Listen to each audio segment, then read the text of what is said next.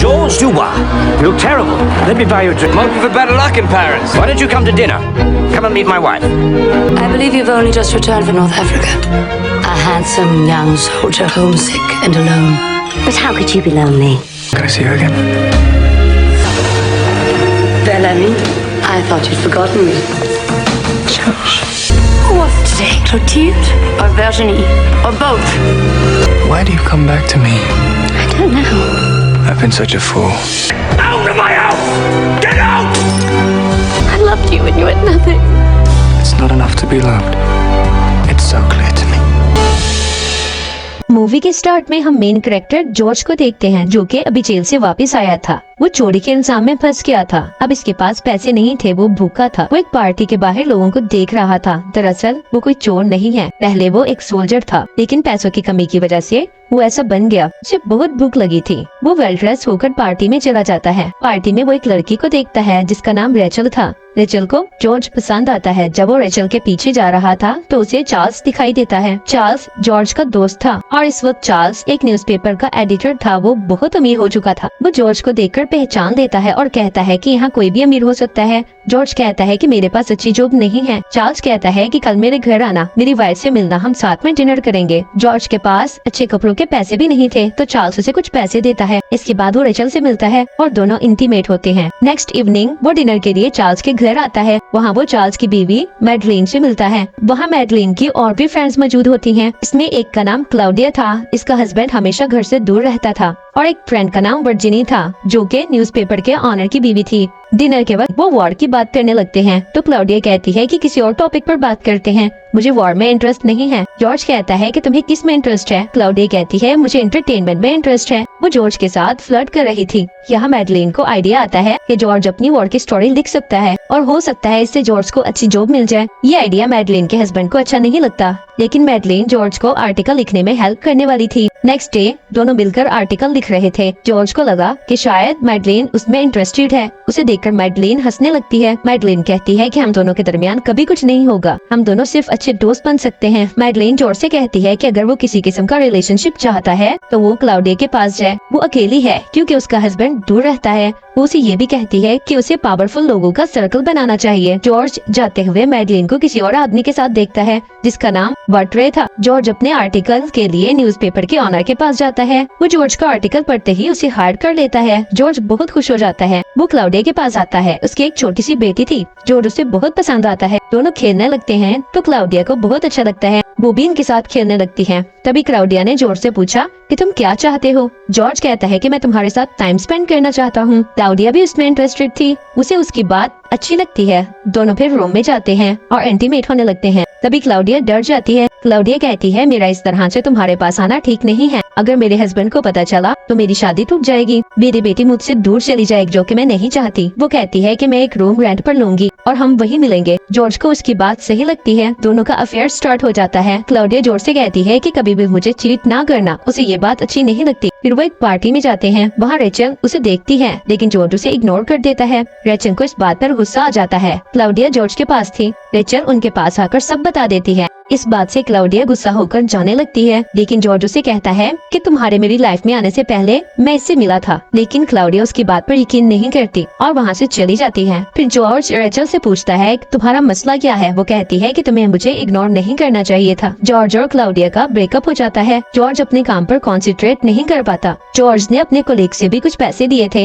ये सब देखकर उसका बॉस कहता है कि मैंने तुम्हें आर्टिकल लिखने के लिए हायर किया था, हर बात में कोई लड़की तुम्हारी हेल्प नहीं करेगी। ये सुनकर जॉर्ज आर्टिकल लिखने लगता है और ये ले जाकर अपने बॉस को देता है। उसका बॉस कहता है कि ये आर्टिकल कोई भी लिख लेगा और जॉर्ज को जॉब से निकाल देता है। लेकिन जॉर्ज किसी भी तरह अपनी जॉब वापस पाना चाहता था। वो वर्जिनी के पास जाता है और इसके लिए गिफ्ट्स लेकर जाता है। फिर जॉर्ज उसे अपनी सारी प्रॉब्लम बताता है। नेक्स्ट डे जॉर्ज का प्रमोशन हो जाता है। सब देखकर हैरान हो जाते हैं कि ये कैसे हो गया। एक दिन पार्टी में सब मौजूद होते हैं। वर्जिनी जॉर्ज को अपनी बेटी से मिलवाती है। अचानक से मैडलिन के हस्बैंड की तबीयत खराब होने लगती है। उसके पास अब बहुत ही कम दिन बचे थे। पार्टी का फायदा उठाकर जॉर्ज दोबारा से क्लाउडिया के साथ अपनी नजदीकियां बढ़ाता है और वहाँ वो फिर से इंटीमेट होते हैं। मैडलिन के हस्बैंड की तबीयत काफी खराब हो गई थी, इसलिए वो उसे कहीं दूर लेकर जाती है। वो वहाँ अकेली थी, इसलिए जॉर्ज को भी वहाँ बुला लेती है। जॉर्ज को देखकर चार्ल्स बहुत ज्यादा गुस्सा हो जाता है। उसी रात उसकी तबीयत ज्यादा खराब हो जाती है और उसकी डेथ हो जाती है। अगले दिन जॉर्ज मैडलिन से कहता है कि अब या तो मैं तुम्हारा बेस्ट फ्रेंड बनकर रह सकता हूँ या तुम्हारा हस्बैंड। मैडलिन कहती है कि मेरे साथ रहना बहुत मुश्किल है, क्योंकि अगर तुमने मुझे चीट किया तो बहुत बुरा अंजाम होगा।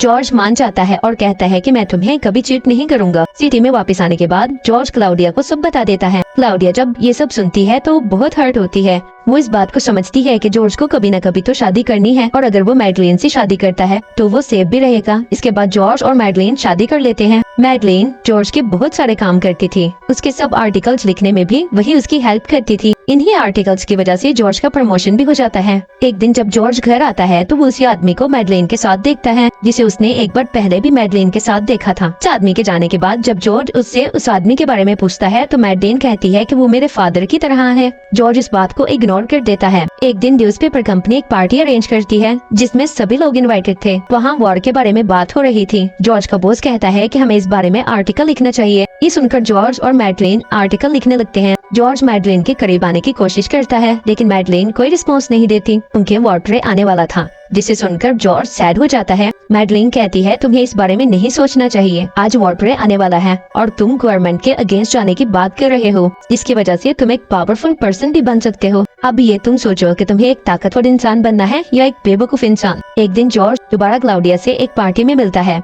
और वो फिर से अपना रिलेशन स्टार्ट कर लेते हैं। पार्टी में मौजूद न्यूज़पेपर के हेड और ऑनर के दरमियान बात हो रही थी। तभी जॉर्ज वहाँ आ जाता है। ऑनर कहता है कि मैं एक पावरफुल इंसान हूँ, मेरे लफ्ज़ों से सरकार गिर सकती है। जॉर्ज कहता है कि ये वर्ड्स तुम्हारे नहीं हैं, बल्कि इसके हैं जो आर्टिकल लिखता है। ऑनर कुछ परेशान होता है और कहता है क्या तुम्हें इसके और मैडलिन के बारे में मालूम है? दरअसल ऑनर इसी आदमी की बात कर रहा था जिसे मैडलिन ने अपने डैड जैसा बताया था। वो जॉर्ज को कहता है कि जिस घर में तुम रहते हो वो घर इसी ने मैडलिन को दिया था। ये सुनकर जॉर्ज को बहुत गुस्सा आता है। वो डिसाइड करता है कि वो ऑनर की वाइफ के साथ भी अफेयर चलाएगा। इसके बाद वो वर्जिनी को फॉलो करता है और इससे कहता है कि मुझे नहीं मालूम कि मैं यहाँ क्यों आया हूँ, मुझे तुम्हारे साथ वक्त गुजारना अच्छा लगता है। वर्जिनी इसकी बात सुनकर डर जाती है और जॉर्ज को मना कर देती है। ये सुनकर जॉर्ज वहाँ से जाने लगता है, लेकिन तभी वर्जिनी उसे जाने से रोक लेती है और फिर दोनों इंटीमेट होते हैं।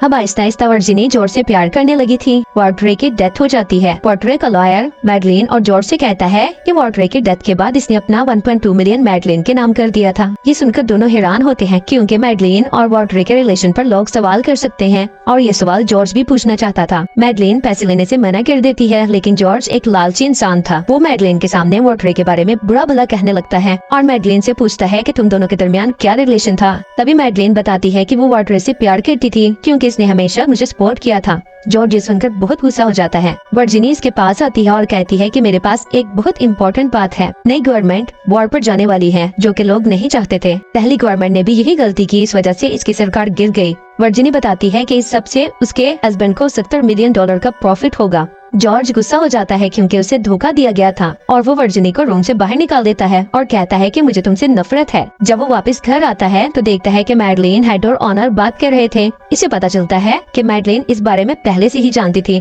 जॉर्ज गुस्सा था क्योंकि उसे वो सारे पैसे चाहिए थे। जॉर्ज गुस्से में गिलास ऑनर के सर पर मारने की कोशिश करता है, लेकिन वो बच जाता है और वहाँ से चला जाता है। जॉर्ज मैडलिन से कहता है कि तुम सब जानती थी तो तुमने मुझे क्यों नहीं बताया? मैडलिन कहती है कि मैं तुम्हारे दोनों अफेयर्स के बारे में भी जानती हूँ, इसलिए मैंने तुम्हें कुछ नहीं बताया। अब रात में एक पार्टी होती है जहाँ पर सब लोग मौजूद होते हैं, लेकिन जॉर्ज वहाँ इनवाइटेड नहीं था, लेकिन वो फिर भी वहाँ आ जाता है और क्लाउडिया जॉर्ज के पास आती है। जॉर्ज उससे कहता है कि मैं तुम्हें इतना हर्ट करता हूँ, इस सब के बाद भी तुम मेरी परवाह क्यों करती हो? क्लाउडिया कहती है कि मैं तुमसे प्यार करती हूँ और मैं हमेशा तुम्हारा साथ दूंगी।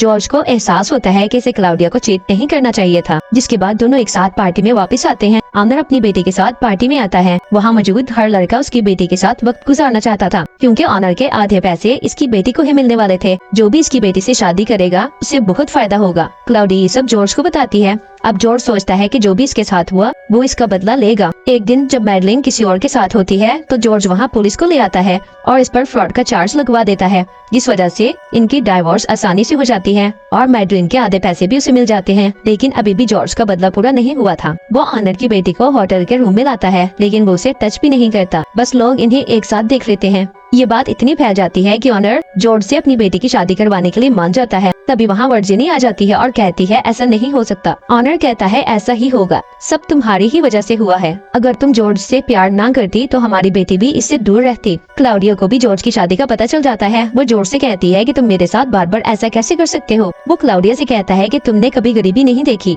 मेरे डैड बहुत मेहनत करते थे लेकिन फिर भी हमारे पास पैसे नहीं थे। मेरे डैड दुआ करते थे कि अगली लाइफ अच्छी हो, लेकिन मैं ये मानता हूँ दूसरी लाइफ नहीं होती। हमारे पास एक ही लाइफ होती है और हमें वही अच्छे तरीके से गुजारनी चाहिए, जिसके लिए पावरफुल होना बहुत जरूरी है। लास्ट सीन में हम देखते हैं कि जॉर्ज और ऑनर के बेटी की शादी हो जाती है। दोस्तों, चैनल को सब्सक्राइब करना ना भूलें और यही मूवी एंड हो जाती है। Thank you for watching.